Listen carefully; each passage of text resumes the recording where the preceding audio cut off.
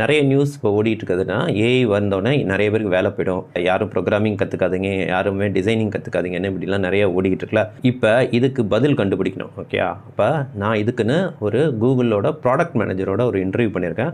அது கிட்டத்தட்ட 1 hour interview. அதை நான் பிரித்து வீடியோவாக போடுறேன். ஆல்ரெடி ஒரு வீடியோ போட்டுட்டேன், போய் பாருங்கள்.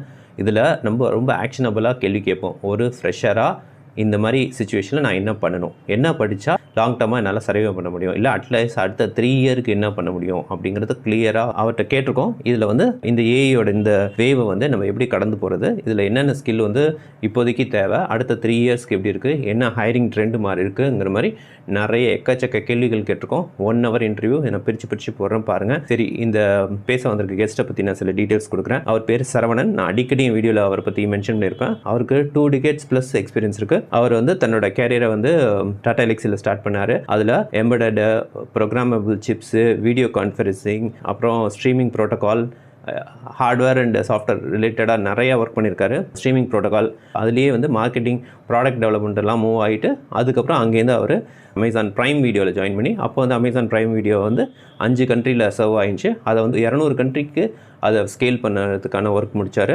அதுக்கப்புறம் அங்கேருந்து இப்போ மூவ் ஆகி இப்போ கூகுளில் ப்ராடக்ட் மேனேஜராக இருக்கார். எங்கேயும் டிவி சர்ச்சு இது ரிலேட்டட் இதில் இருக்கார். ஸோ வெல்த் ஆஃப் இன்ஃபர்மேஷன் இவர்கிட்ட இருக்குது. அந்த இண்டஸ்ட்ரிக்குள்ளேருந்து அவங்களோட பெர்ஸ்பெக்டிவ்ங்கிறது ரொம்ப ரொம்ப இம்பார்ட்டன்ட்.